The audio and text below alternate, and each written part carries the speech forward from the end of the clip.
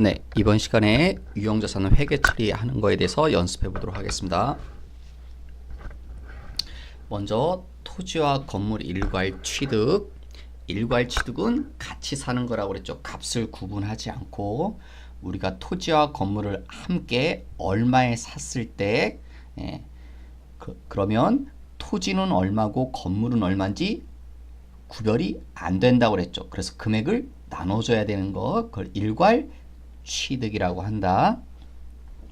뭐 이거 자체로는 시험에 나온 적은 없고요. 근데 아마 요 말이 나올 겁니다. 이렇게 일괄 취득했을 때는 요 금액들, 이 금액을 정하는 걸 뭐라고 한다고요? 이걸 취득 원가라고 한다.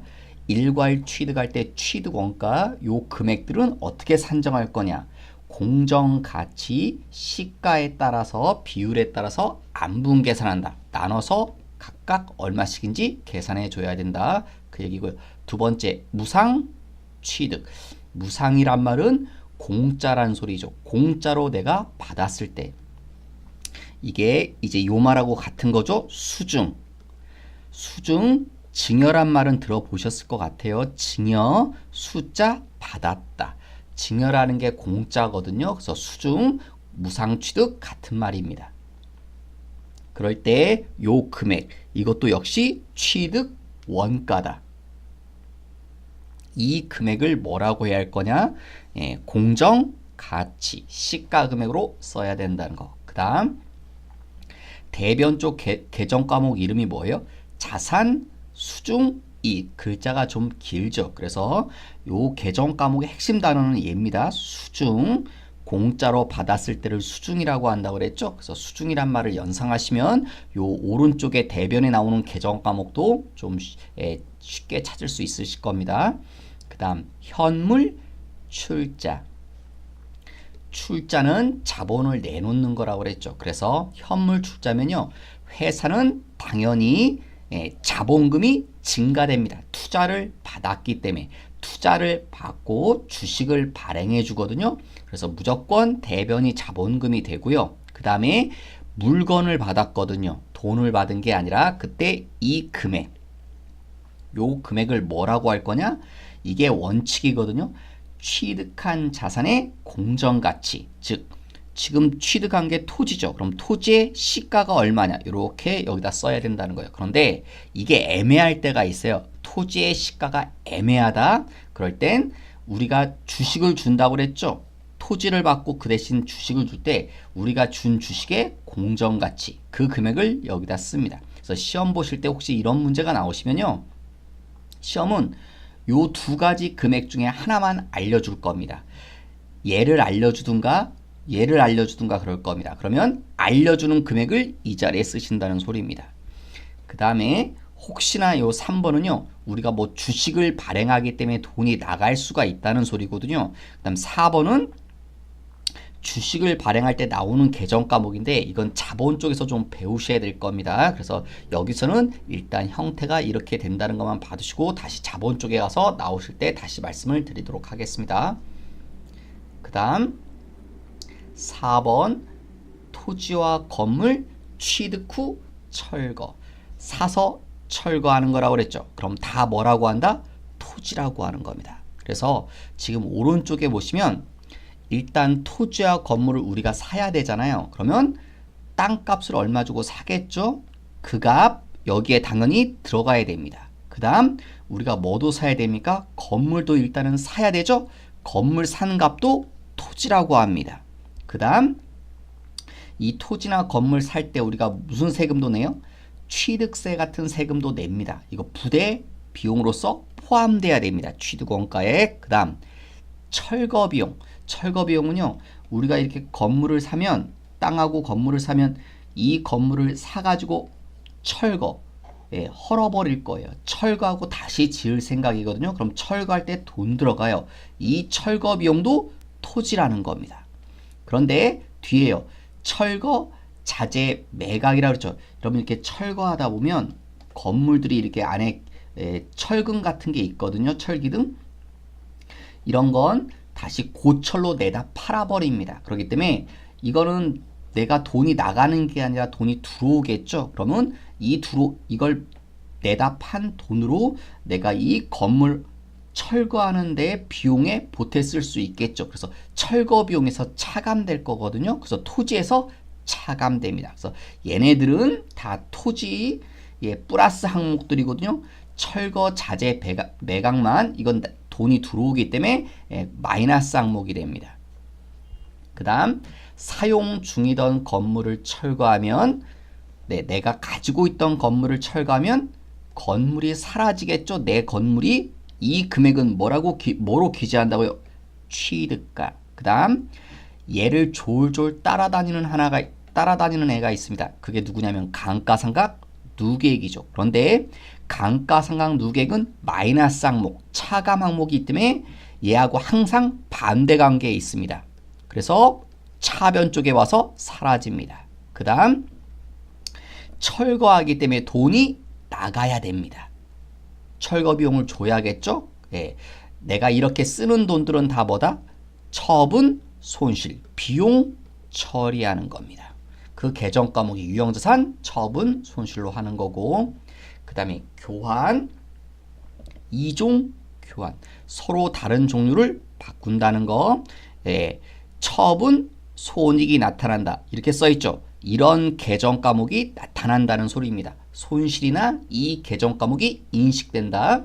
자, 먼저 첫 번째 기계 장치. 이 말은 내가 기계 장치를 줬을 때 기계 장치로 쓴다는 소리입니다. 그러니까 다른 계정 과목이 될 수도 있겠죠. 자, 역시 금액은 뭐로 한다? 취득가. 그 다음 누구도 사라져야 돼요. 졸돌 따라다니는 감가상각 누계액도 사라져야죠. 그 다음 교환할 때요. 물건만 바꾸는 게 아니라 물건에 돈을 얹어서 교환이 이루어질 수도 있거든요. 그래서 세 번째 이름은 현금을 내가 오히려 받을 수도 있고 줄 수도 있다는 거예요. 돈을 얹어서 교환이 이루어질 수 있기 때문에. 그래서 3번은 양쪽에 나오는 게 아니라 어느 한쪽에 나올 거고요. 그 다음에 4번은 내가 받은 거.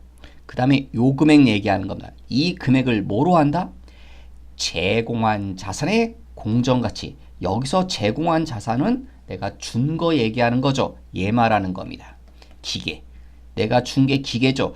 기계의 공정가치. 내가 준 거의 공정가치. 시가로. 그 다음 플러스 마이너스 현금은요. 내가 현금을 받거나 주거나 할 수도 있다고 그랬죠. 그걸 감안해서 여기다 쓰셔야 된다는 거예요. 그런데 밑에 또 다른 말이 하나 써 있는데 또 다른 말은 위에 거랑 좀 다르게 돼 있죠. 다르게 돼 있는데 뭐만 다르냐면 글씨가 제공 받은 자산의 공정가치. 지금 예를 들면 내가 이렇게 기계를 주는 거고요. 그 다음 뭘 받는 거예요? 건물을 받는 건데 내가 준 거 기계죠? 이거의 공정가치 금액을 여기다 쓰라고 했는데 이 내가 준 거 기계의 공정가치를 알 수 없을 때가 있습니다. 얘의 시가를 불명확해요. 그럴 땐 받은 게 건물이죠. 건물의 시가를 여기다 쓰라는 소리입니다. 그러니까 밑에 있는 말은 위에 걸 모를 때 이렇게 하라는 소리예요. 이렇게 하시고 대차가 안 맞을 겁니다. 대차가 안 맞으면 차변이라면 손실이 발생할 거고요. 대변이었다면 이익이라는 계정 과목을 쓴다는 거죠. 그 다음 7번에 가서 동종 교환. 같은 것끼리 바꾸는 거죠. 동종 교환. 얘는요. 처분 손익이 인식이 안 된다. 이 말은 위에 것처럼 손실이나 이익 계정 과목이 나타나지 않는 겁니다. 자, 기계 장치를 줬어요. 취득가, 그 다음 졸졸 따라다니는 감가상각 누계액도 사라져야 되고 돈이 왔다 갔다 할 수도 있고 내가 받은 거. 중요한 건 요 금액을 뭐라고 할 거냐. 아까 위에선 뭐라고 했었죠?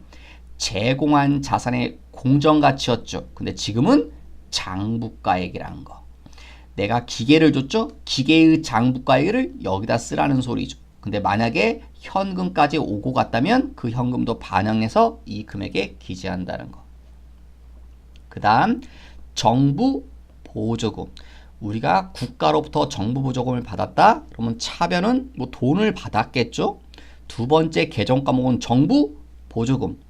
그렇게 어렵지 않으실 겁니다. 그런데 중요한 건 얘 성격입니다. 요 정부 보조금은 뭐래요? 자산의 무슨 항목? 차감 항목입니다. 이 말이 중요합니다. 차감 항목이란 건 지금 여기서는 제가 자산인데 무슨 자산이요? 보통 예금에. 왜 그러냐면요. 그냥 쉽게 내가 만약에 통장에 보통 예금에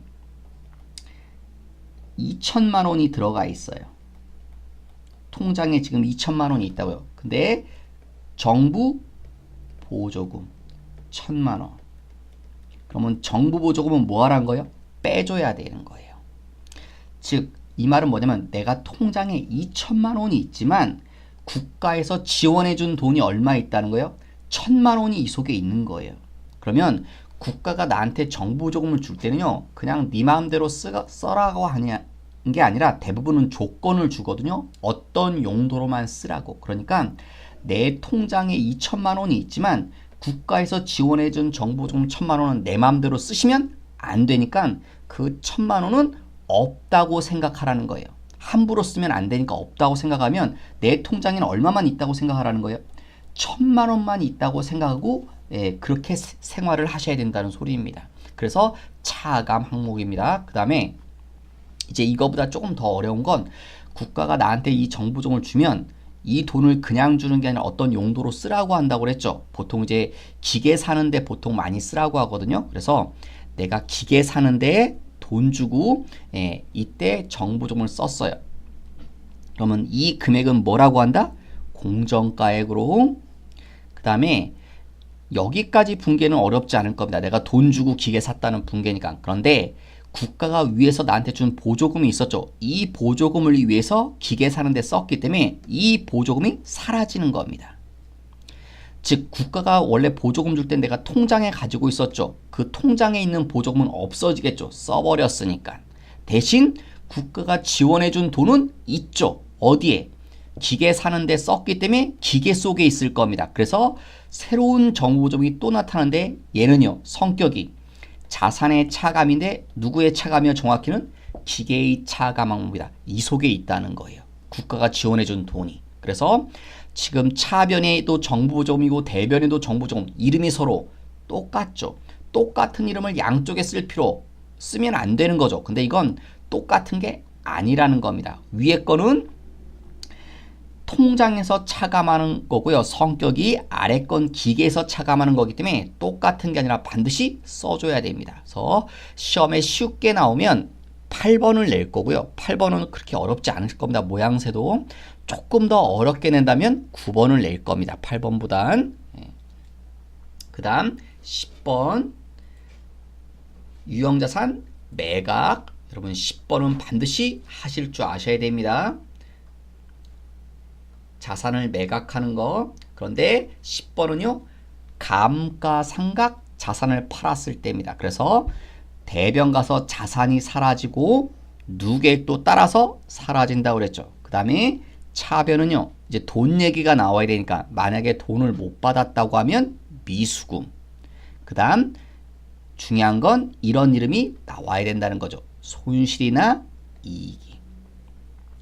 10-2번은요. 얘랑 똑같은 겁니다. 똑같은 건데 다만 이런 걸 팔았을 때 누구요? 토지 같은 거. 토지를 뭐라고 하냐면 비상각 대상 자산입니다. 왜 비상각이란 말을 썼냐면 감가상각을 할 수 없다는 겁니다. 논리적인 이유는 감가상각 토지는요. 내용 연수가 무한대입니다. 그러니까 영원히 쓸 수가 있거든요. 그래서 감가상각이 이루어지지 않습니다. 그냥 더 쉽게 조금 여러분 쉽게 받아들이시려면 땅하고 건물 이러면 건물은 시간 지나면 어떻게 되죠? 노후화되죠. 건물은 막 막 흉해지잖아요. 그러니까 가치가 떨어집니다. 그런데 땅은요. 땅은 시간이 지나면 땅값은 오르나요? 떨어지나요? 땅값은 계속 오르죠. 물론 부동산 경기에 따라서 일시적으로 땅값이 떨어질 수도 있지만 장기간 동안 보면 땅값은 계속 오릅니다. 그러니까 상각이 이루어지지 않는다는 거죠. 상각이 이루어지면 가치가 떨어져야 되잖아요. 건물처럼. 그래서 토지는 비상각 자산. 그래서 다른 점은요. 요 이름이 안 나와요. 감가상각 누계액이라는 이름이 나오지 않는 거죠. 그리고 토지 여기에 토지인데 요 금액을 뭐로 쓴다? 장부가액, 취득가죠. 예, 취득가, 예, 취득가가 장부가가 됐을 거니까 그 금액을 써서 없애고 요 2번 이름만 안 나오는 거죠. 누계액이 있지 않으니까 감가상각을 하지 않기 때문에 그것만 차이점이 있습니다. 그 다음 여러분 이 10번 분계는 꼭 모양새 익히셔야 됩니다. 그 다음 11번과 12번도 중요합니다. 여기 제가 여러 개 소개시켜 드렸는데 요 세 개는 반드시 알아야 됩니다.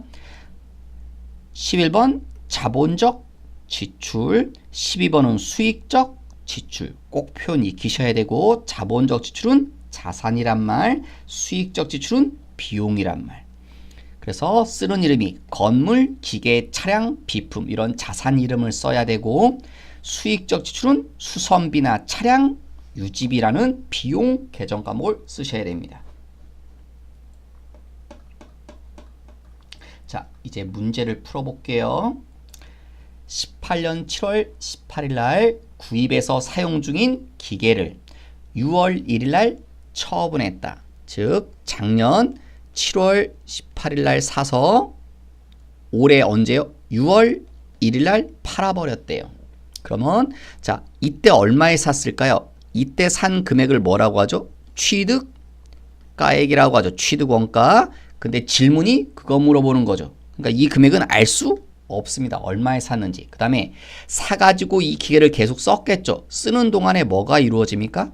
감가상각이 이루어졌을 겁니다. 가치가 떨어졌겠죠. 나와 있네요. 얼마? 800. 그리고 이 시점에 팔았어요. 처분. 6월 1일 날 팔았다고 그랬죠? 얼마에? 3,700에. 여러분 이때 팔면 처분하면 우리 팔면 항상 손실이 날까 이익이 날까 그런 고민을 해야겠죠. 지금 손실 났대요, 이익 났대요? 그랬더니 이익 났대. 얼마가 이익이래요? 500만 원 벌었대요. 그럼 당연히 우리 벌려면 내가 가지고 있는 걸 비싸게 팔아야 벌죠. 그러니까 여러분 내가 3,700에 팔았는데 500을 벌었대요. 그럼 얼마짜리를 3,700에 팔아야 500이라는 게 이익이라고 말할 수 있는 건가요? 네, 3,200짜리라고 얘기하셔야죠. 내가 가지고 있는 건 3,200만 원짜리인데 3,700에 팔았으니까 500을 벌었다고 이렇게 말할 수 있는 거 아니겠습니까? 그러니까 3,200짜리라는 거예요. 이걸 보고 뭐라고 하는 거예요, 여러분? 장부가액이라고 하는 거죠. 우리 회사 장부에 3,200만 원짜리 기계를 3,700에 판 겁니다. 그러면 장부가액은 어떻게 계산하는 거죠, 여러분? 꼭 아셔야 된다고 그랬죠. 취득가액에서 감가상각 누계액을 빼는 거다. 취득가액은 얼마인지 몰라요. 감가상각 누계액은 알죠. 800. 그걸 뺐더니 3,200 나와야 되죠. 그래서 취득가액은 얼마입니까? 그럼 4,000이 되겠죠. 2번 취득 원가가 아닌 것은 취득 원가 중요한 개념이죠. 우리가 취득 원가란 건 사서 언제까지요? 사용할 수 있는 준비 상태까지 내가 본격적으로 쓰기 전까지 들어가는 돈들은 다 취득 원가다. 그러면 답은요? 설치 장소를 위해서 준비한 지출. 네, 그죠? 내가 어떤 물건을 사서 쓰려고 하면 거기 장소에 설치해야 되는 돈들이 들어가는 경우 있죠. 이게 대표적으로 뭐 같은 거 생각하시면 돼요, 여러분? 에어컨이죠. 에어컨 설치 비용 같은 거. 그 다음 자본화 대상 차입원가. 여러분 자본화란 말 저번 시간에 배웠네요. 자본화란 말은 뭐랑 같은 말이다? 자산 처리해라. 여러분 취득 원가가 자산으로 하라는 소리죠. 그 물건에 포함시켜라. 자산 처리해라. 같은 거네요. 설치비 뭐 거의 1번하고 비슷비슷한 말이죠. 답은 2번입니다. 왜냐면 무슨 비용이래요? 관리. 여러분 관리는 언제부터 관리가 들어가나요? 우리가 그 물건을 사서 뭐 하면요? 사용하면서 관리해 주는 거죠. 그러니까 여기까지는 끝난 이후의 일이라는 거예요. 사용하는 동안에 관리가 이루어지잖아요. 그러니까 이건 취득 원가하고 상관이 없고요. 그리고 또 하나 취득 원가에는 간접 원가가는 포함이 안 됩니다. 직접 원가만 취득 원가입니다. 직접 원가만. 직접 원가가 직접적인 관련성이 있어야 된답니다. 있어야 된다는 거예요. 간접원가는 취득원가가 아니에요. 관리도 아니고. 그래서 2번이 정답이고 3번 포함되지 않는 것. 답은요? 설치 장소를 준비를 위한 지출, 외부 운송 및 취급비, 세 번째 새로운 시설을 개설하는 데 소요되는 원가, 네 번째 설치비. 그래서 정답은 3번이 됩니다. 새로운 시설을 개설하는 데 소요되는 원가는 유형자산의 취득 원가가 아니라, 그러니까 새로운 시설을 개설한다고 하면 여기 기계가 있으면 새로운 시설은 다른 거죠. 다른 걸 하는데 소요되는 원가. 그래서 여기하고는 상관이 없죠. 그 다음 4번 유형자산의 취득원가에 포함되지 않는 것. 취득원가 관련된 내용이 다 틀린 것. 유형자산은 최초의 취득원가로 측정한다. 맞죠? 왜? 내가 뭔가를 최초의 취득원가가 이런 얘기인 거죠. 내가 건물을 1억에 샀다. 그럼 최초의 취득원가가 얼마입니까? 1억이라는 소리죠. 예, 처음에는 그래서 1억으로 측정이 되겠죠. 그 다음 현물 출자, 증여, 무상, 공정 가치를 취득원가로 한다. 위에서 회계 처리할 때 공정 가치가 취득원가가 된다. 그 다음 세 번째 쭉 길죠. 맞습니다. 맞는데 위에서 한 번 했는데 뭐가 오답입니까? 요 말이 들어가면 안 된다. 빠져야 되죠. 취득원가는 뭐만요? 직접 원가만 취득원가다. 간접원가는 빼시고. 그냥 예를 들면요. 이거 그냥 예만 드릴게요. 뭐 중요한 건 아닌데 이 표현을 직접원가 간접원가에 좀 저기 하실 것 같아서 여러분 내가 차를 사요. 차를 사시는데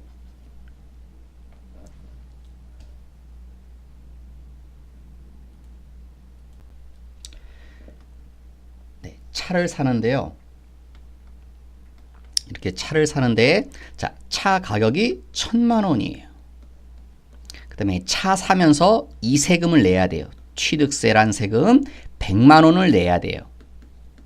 그 다음에 우리나라에는 그런 법이 없지만 뭐 일본에는 그런 법이 있대요. 도쿄에서 차를 사야 되는 사람들은 반드시 주차장이 있어야 된대요. 그래서 만약에 혹시나도 우리나라가 뭐 하도 주차 문제가 심각하니까 이 차를 사는 사람들은 주차장을 사야 된다.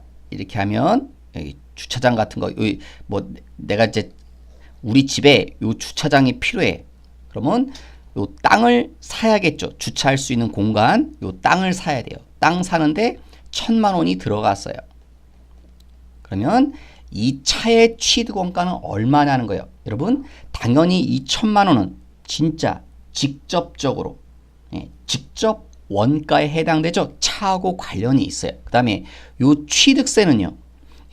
취득세도 요 차 때문에 생긴 거죠. 그래서 1,000만 원도 100만 원 취득세도 취득 원가입니다. 직접 원가니까. 그런데 주차장은 차하고 관련이 있지만 차 자체 직접적인 관련성은 없죠. 직접적이진 않잖아요. 그래서 요 주차장 같은 거 구입하는 데 쓴 돈이다. 이런 것들이 간접 원가라는 개념입니다. 그냥 따지시면 중요하진 않습니다. 그냥 그래서 여러분은 그냥 간접 원가는 취득 원가가 아니시라는 거. 그 다음 5번째 뭐라고 한대요? 비용으로 처리해야 되는 거. 뭐 물어보는 겁니까? 이거 물어보는 거죠. 수익적 지출. 이거 물어보는 거죠. 자, 수익적 지출은요. 회복, 유지 이런 개념이다. 그래서 돈이 조금 들어간다 이랬죠. 그래서 1번이 정답이죠. 2번은요. 향상, 증대, 연장. 이렇게 더 좋아지는 개념이다. 그래서 2, 3, 4번은 자본적 지출을 얘기하는 겁니다. 자산으로 하는 거, 요것들을 얘기하는 거죠. 6번 똑같은 질문이네요. 수익적 지출, 돈 적게 쓰는 거, 요거죠. 유리 갈아 끼는 거, 그렇게 거액이 들어가지 않죠. 이런 게 수익적 지출. 1번, 3번, 4번은요. 다 이겁니다. 자본적 지출. 그 다음 장 7번 수익적 지출을 자본적 지출로 처리했을 때 수익적 지출이 뭐라고요? 비용. 다른 말로 자본적 지출은요. 자산. 비용을 자산으로 했다고요. 그러면 올바른 것은 자산은 과소? 과대죠? 왜? 비용을 자산으로 하면 자산은 늘어날 거잖아요. 그 다음 당기순이익 과대. 네. 2번 맞죠. 왜? 기억나시나요 여러분? 혹시 자산과 이익과 자본은 요 세 가지는 방향이 똑같다. 자산이 늘어나면 이익도 많아진다. 그죠? 부채는 상관이 없죠. 지금 비용을 자산으로 하는 거니까 부채하고는 아무 상관이 없는 거고, 비용의 과대, 비용으로 할 걸 자산으로 했으니까 비용을 안 했죠. 그러니까 비용은 줄어들겠죠. 그래서 2번이 정답. 8번은 감가상각을 하는 중요한 목적, 요 단어가 나오는 걸 찾아야 된다고 그러죠. 배분. 제가 이게 감가상각의 정의지만 길면 요 용어라도 기억하시라고 그랬죠. 배분. 9번 옳지 않은 것. 1번이 틀렸네요. 왜? 동일한 금액의 감가상각비, 이게 무슨 방법이 돼야 됩니까? 연수학계법이 아니라 정액법이죠. 정액법은 그래도 쉬우니까 매년 똑같은 게 정액제라고 하잖아요. 우리 뭐 정액법. 그래서 1번이 틀렸고, 10번 감가상각에 대한 내용으로 옳지 않은 것. 감가상각은 자산이 사용 가능한 시점부터 시작한다. 맞습니다. 여러분 혹시 이거를 오답으로 만들 때는요. 사용 가능한 시점이 아니라 이거라고 할 수도 있어요. 취득 시점. 이러면 오답입니다. 감가상각은 사용 가능할 때부터 해야 된다. 취득 산 시점이 아니라. 요 말은 여러분 우리 이럴 수 있죠. 에어컨을 내가 이날 사요. 에어컨을 취득했어요. 근데 에어컨을 샀다고 바로 쓸 수는 없죠. 에어컨은 설치하셔야 되잖아요. 그래서 아저씨가 이때 왔어요. 설치 기사 아저씨가. 그래서 이때 설치를 해줬어요. 그럼 우리는 언제부터 에어컨을 쓸 수 있는 건가요? 이제 이 이후에 에어컨을 쓸 수 있는 거죠. 그러면 감가상각은 언제부터 한다?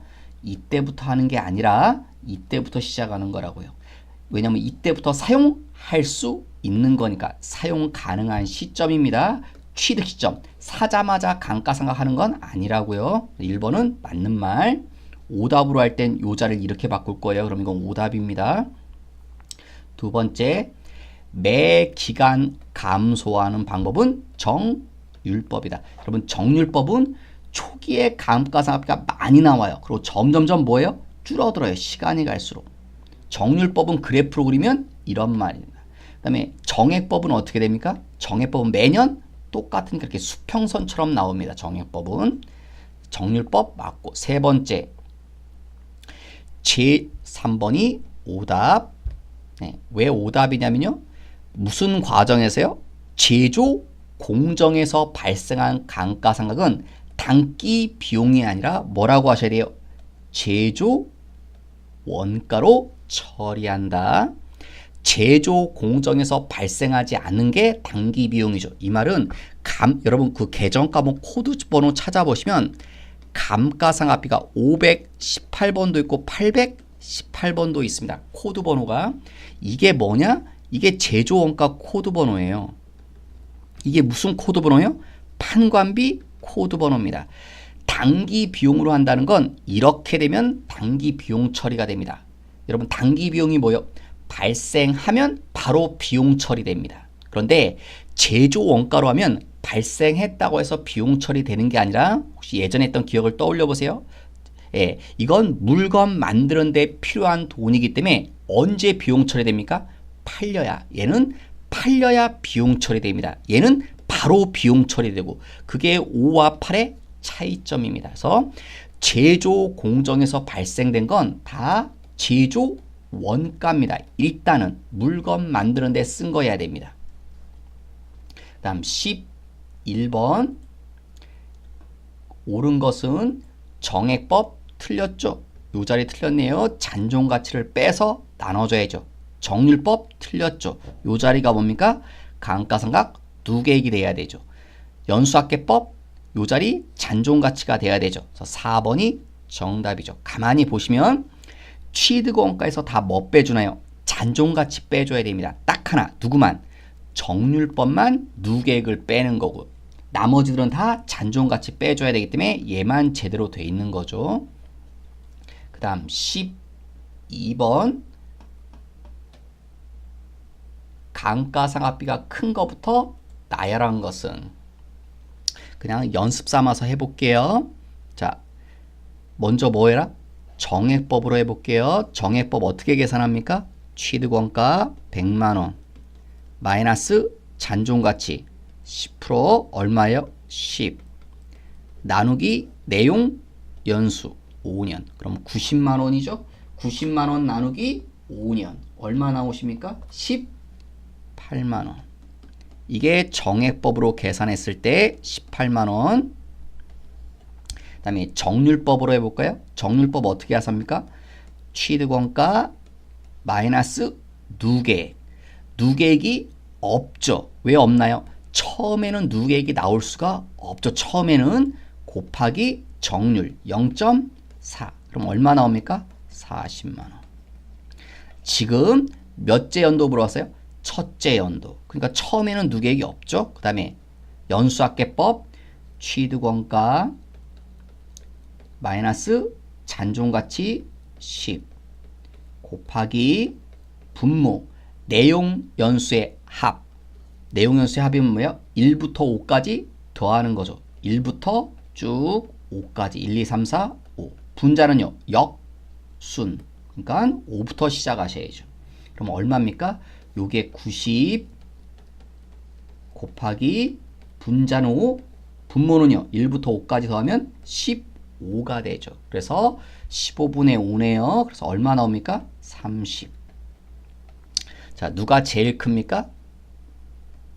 이렇게 되죠. 2번처럼. 그래서 보통 그래서 이거 아시는 분은 계산 안 하고요. 원래는 이렇게 연습 삼아서 계산해 봤는데 이거 바로 이렇게 답을 찾으시는 분도 있죠. 누가 제일 작게 나와요? 정액법으로 했을 때 감가상각비가 적게 나와요.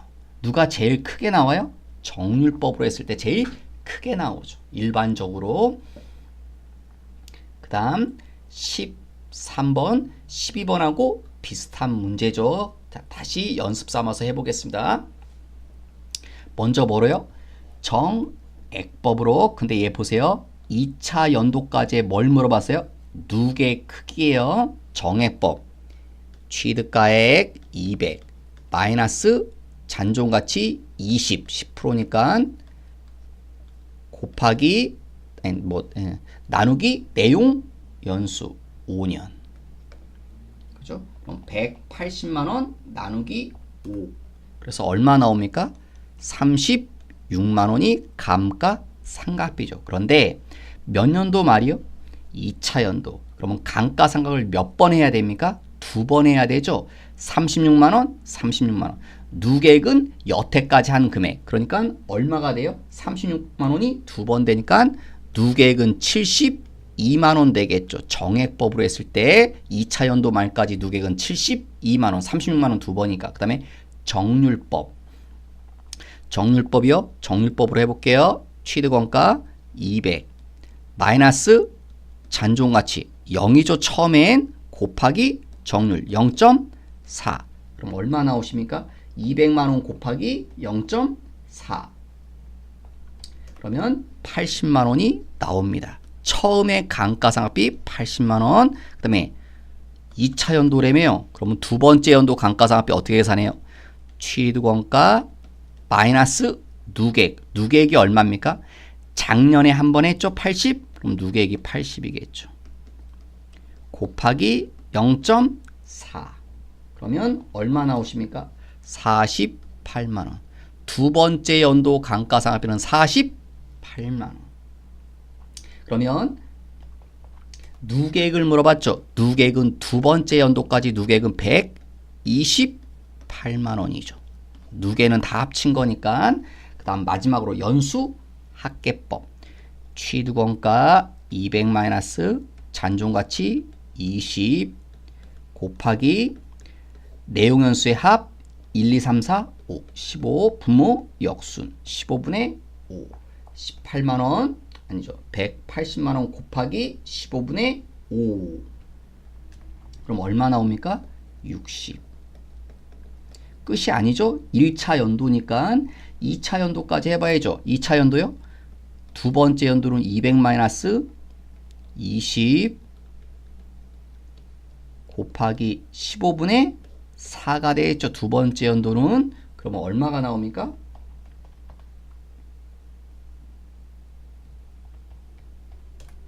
48만원 계산하시면 그러면 총 108만원이죠. 누계는 그럼 누가 제일 많이 나와요? 역시 정률법 그 다음 연수학계법 정액법이 80만원으로 제일 작네요. 14번 감가상각비로 맞는 것은 2차례요. 무슨 방법이요? 정률법. 다 감가상 연습하는 거죠. 취득원가 1000만원 마이너스 누객 처음에는 없다 곱하기 정률 0.45 그럼 얼마 나옵니까? 450만원 근데 450이 안되죠. 2차 연도니까 두 번째는요 1000만원 마이너스 누객 450 빼고 곱하기 정률 0.45 그러면 얼마 나오시죠? 247만 5천원 3번처럼 답이 나오겠네요. 그 다음 15번 연수 학거법에 따라서 3차 연도 말 연수학계법 취득원가 5천 마이너스 잔존가치 10%면 500 곱하기 분모 합 1, 2, 3, 4, 5죠. 분자 역순 5 그죠? 처음에 이렇게 되겠죠? 그럼 얼마 나옵니까?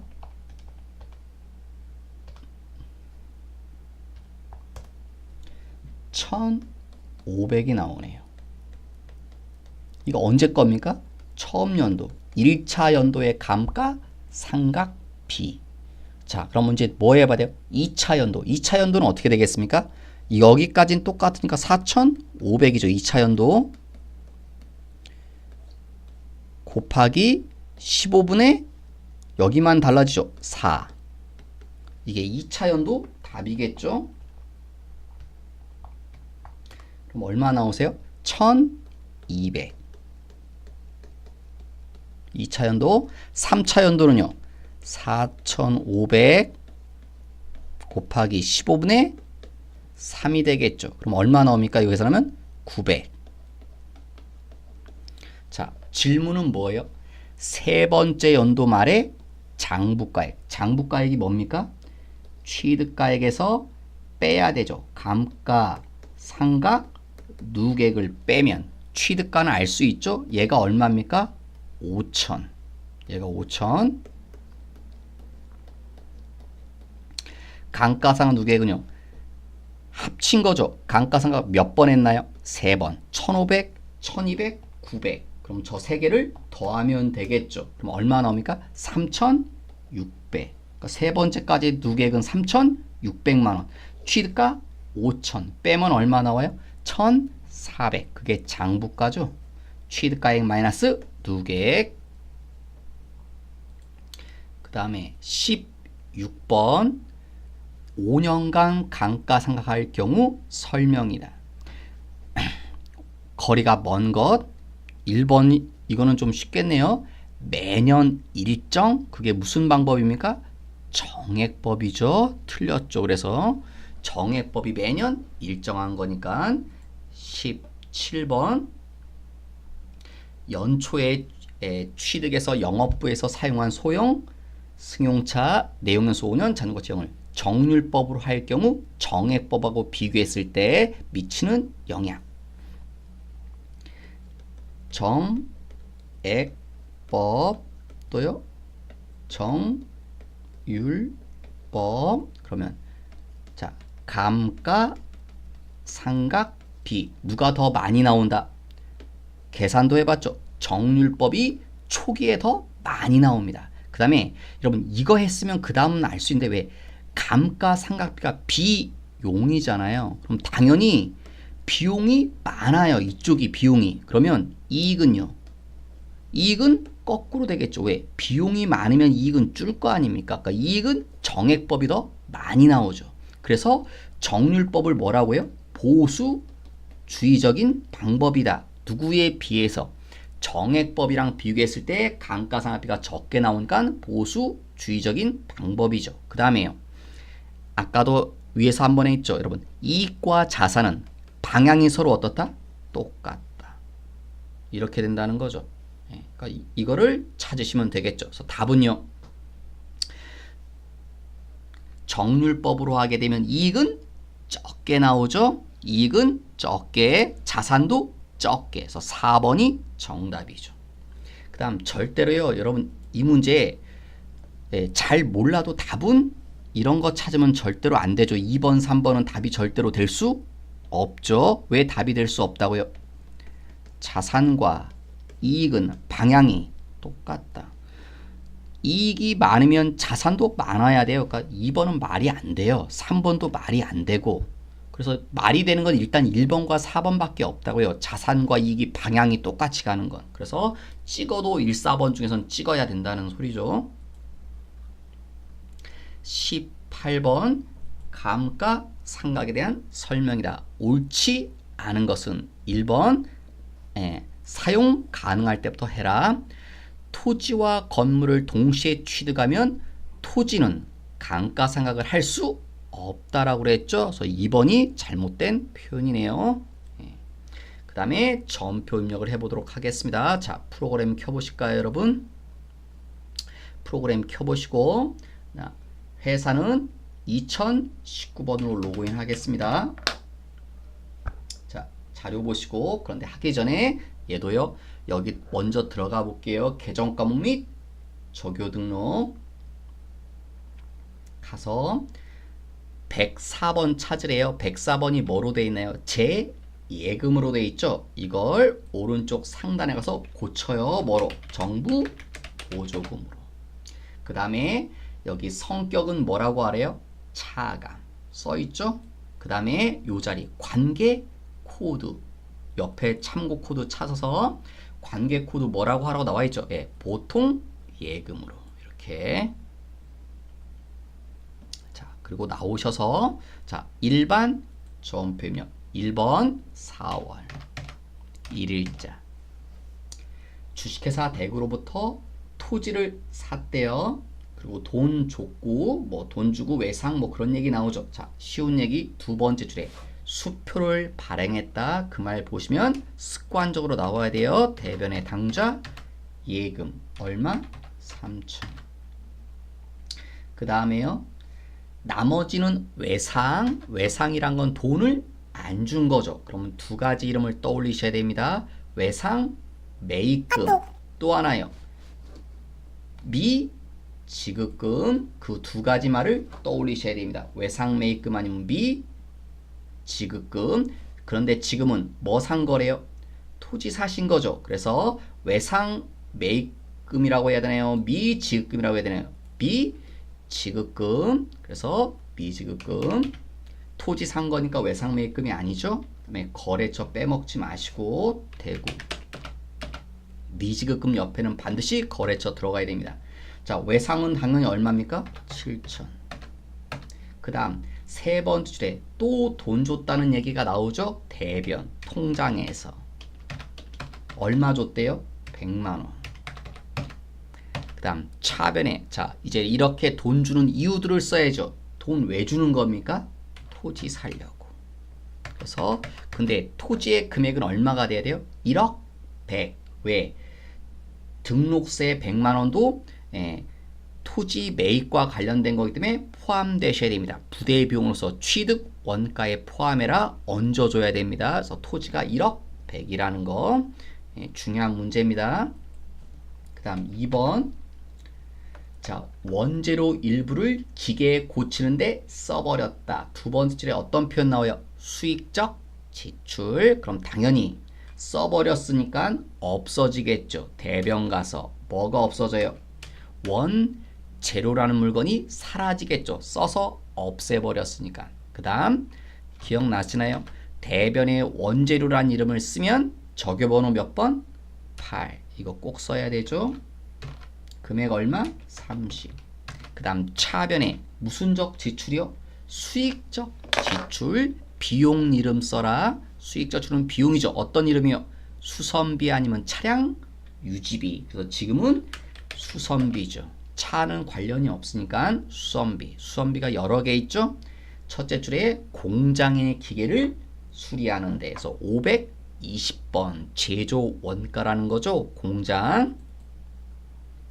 그 다음 3번 수표를 발행해서 지급했다. 대변의 당좌 예금 얼마요? 800.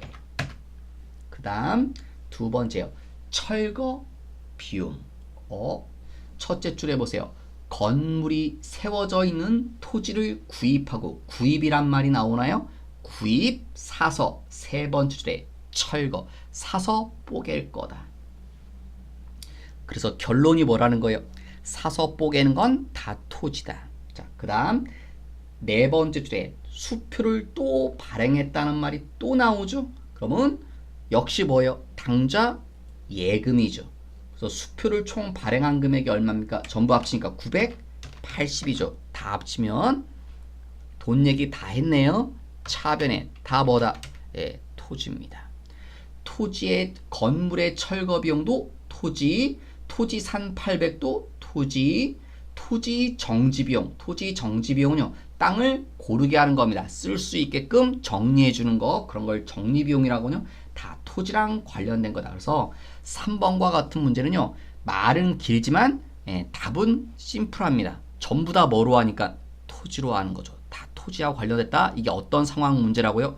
구입 후 철거. 그래서 구입이란 말, 철거라는 말, 거기서 전부 다 토지다. 4번 5일날 돈 줬다는 얘기 나오죠. 대변에 보통 예금 100만원. 차변은요, 돈 왜 줬나요? 이자. 첫째 줄에 이자 써있죠. 그럼 원래 이렇게 돼야 됩니다. 이자 비용. 이자 주면. 그런데 뭐라고요? 세 번째 줄에 차입금의 이자 비용은 얘 말하는 거죠. 뭐로 알아? 자본화. 자본화란 말이 뭐라고요? 자산 처리해라. 그러니까 이자 비용은 비용 계정 과목이니까 이렇게 쓰시면 안 됩니다. 자산 이름이 아니니까. 그럼 무슨 이름 쓰냐? 또 하나 힌트가 있습니다. 또 하나 힌트는 뭐냐면 완공일을 보세요.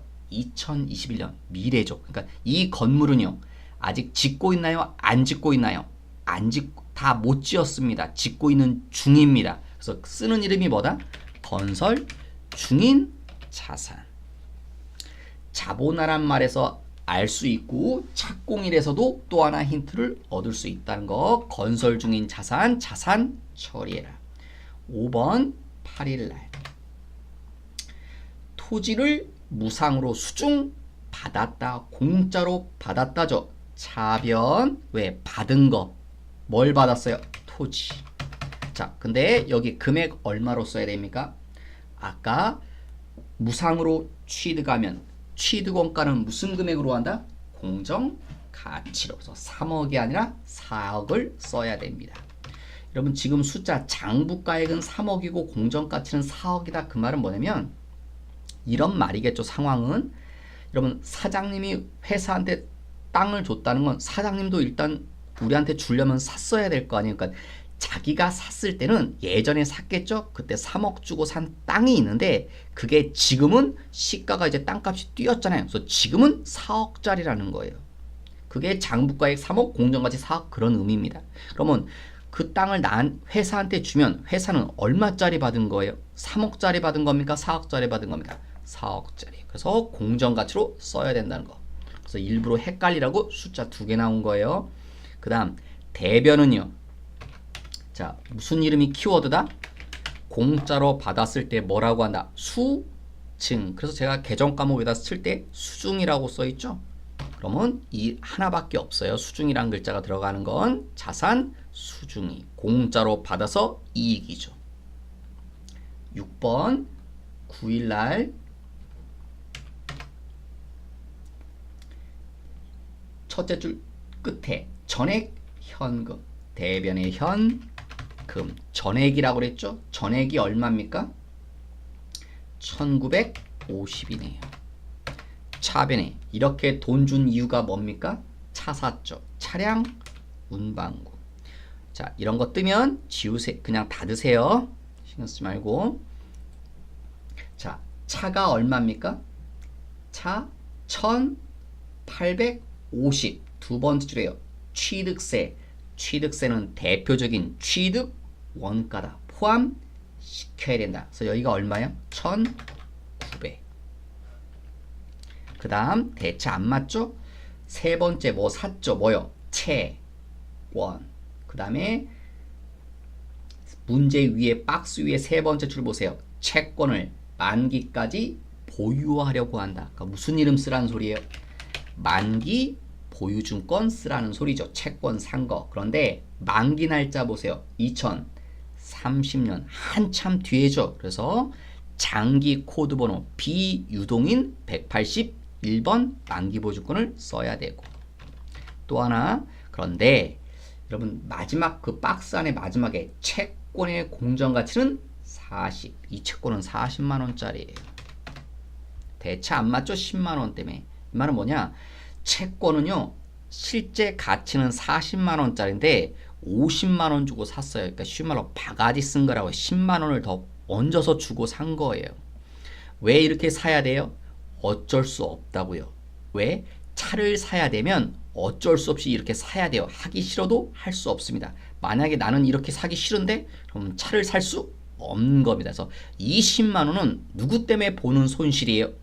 너 때문에. 차 때문에 보는 손실이다. 그래서 차의 취득 원가에 포함이 되셔야 됩니다. 그래서 차가 1910만원으로 변형되는 겁니다. 그 다음에 4월 10일자 교환이란 말이 나오죠. 근데 토지와 뭐를 바꾸나요? 건물. 그래서 무슨 교환? 이종 교환. 자, 처음에요. 예, 회계처리 생각해보세요. 줘야 된다. 대변. 내가 줘야 되죠. 뭘 줘요? 토지를. 그 다음에 이 금액. 자, 뭐로 써야 돼요? 내가 준 토지. 장부에 써있는 숫자대로 사라져야 된다. 내가 준 토지는 장부가가 1000만원 1억짜리죠. 그 다음 차변에 받았죠. 뭘 받아요? 건물을. 중요한 건 요 자리 금액. 뭐로 써야 됩니까 여러분? 이게 무슨 교환이에요? 이종 교환. 그럼 뭐로 써야 돼요? 제공한 자산의 무슨 가치? 공정 가치로. 얼마입니까? 제공하는 내가 준 거죠? 내가 준 게 뭐예요? 토지. 토지의 공정가치 얼마예요? 1억 2천. 그래서 여기 1억 2천이 돼요. 이렇게 하고 나면 대차가 안 맞아서 뜨죠? 대차를 맞춰라. 어느 쪽에 안 맞습니까? 하단 쪽 보세요. 대변에 안 맞죠? 자, 뭐다? 처분 이익. 유형 자산 처분 이익. 토지도 유형 자산이니까. 네. 그래서 토지는 네. 그 다음에 두 번째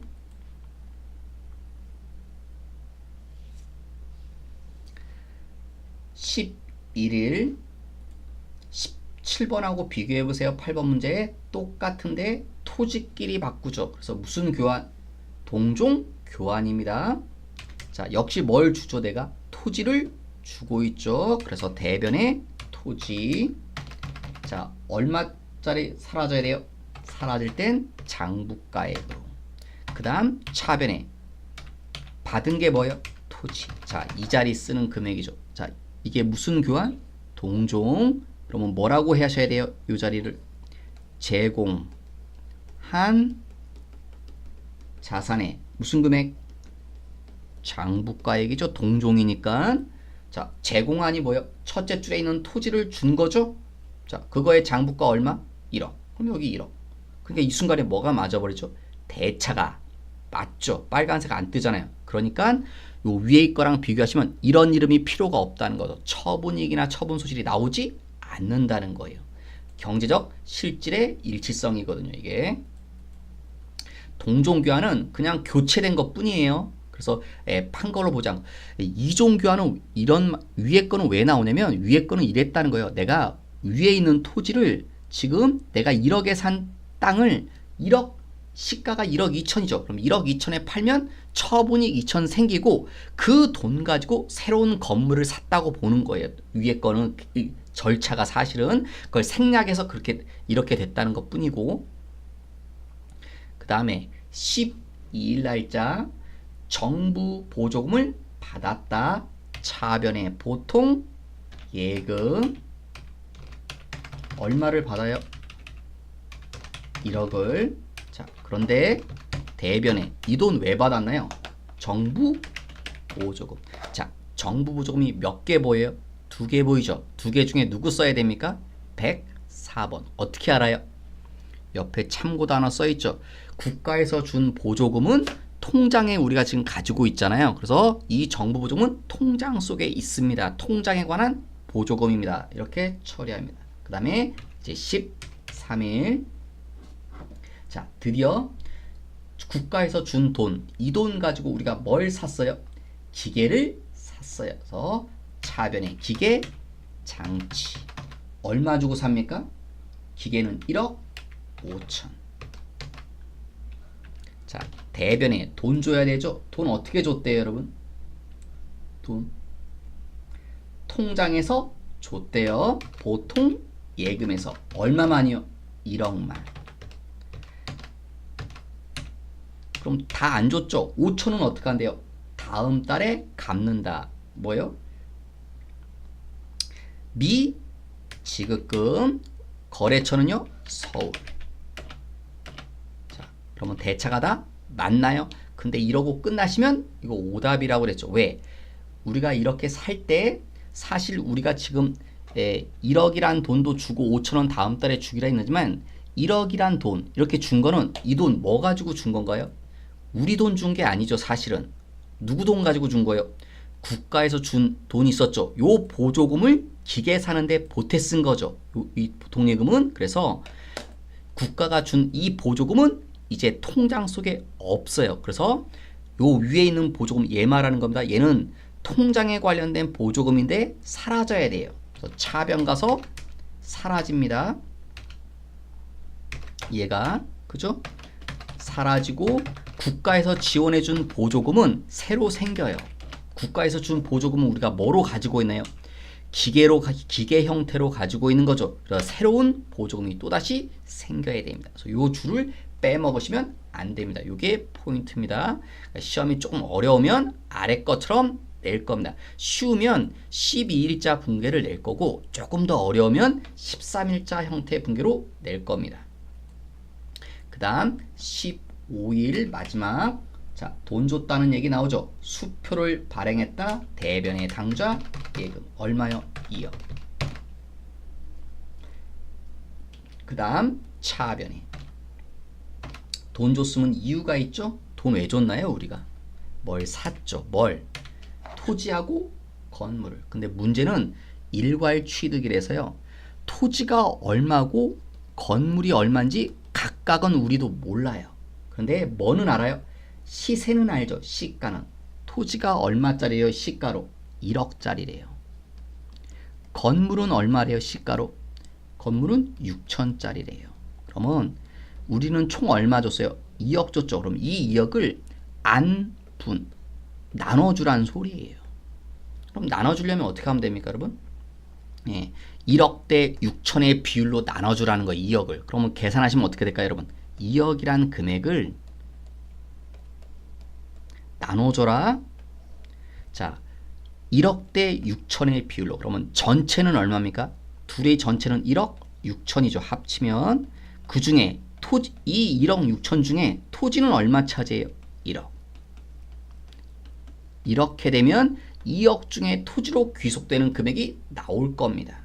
자, 그럼 얼마 나오시나요, 여러분?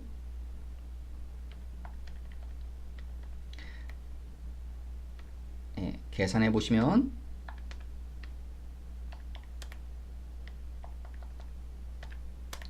1억 2,500이 나옵니다. 그래서 토지를 얼마로 하시라는 소리요? 1억 2,500으로. 토지가 이 2억 중에 1억 2,500은 토지. 그럼 당연히 건물은 얼마가 됩니까? 나머지는 다 건물이라는 거죠. 7,500은 건물분으로 보라는 거죠. 그래서 이렇게 나눠주라는 거, 요 2억을 이렇게 나눈 거죠. 지금 2억을 1억 2,500과 7,500으로 어떻게 나눈 거예요? 공정 가치 비율대로 1억 대 6천의 비율로 나눠준 거죠. 1억 대 6천의 비율로 10대 6의 비율인 거죠. 이게 보면 1억 대 6천은 10대 6의 비율인 거죠. 10대 6의 비율로 2억을 나눠서 1억 2,500, 7,500으로 각각 나눠줬다는 소리입니다. 자, 이번 시간 여기까지 하도록 하겠습니다.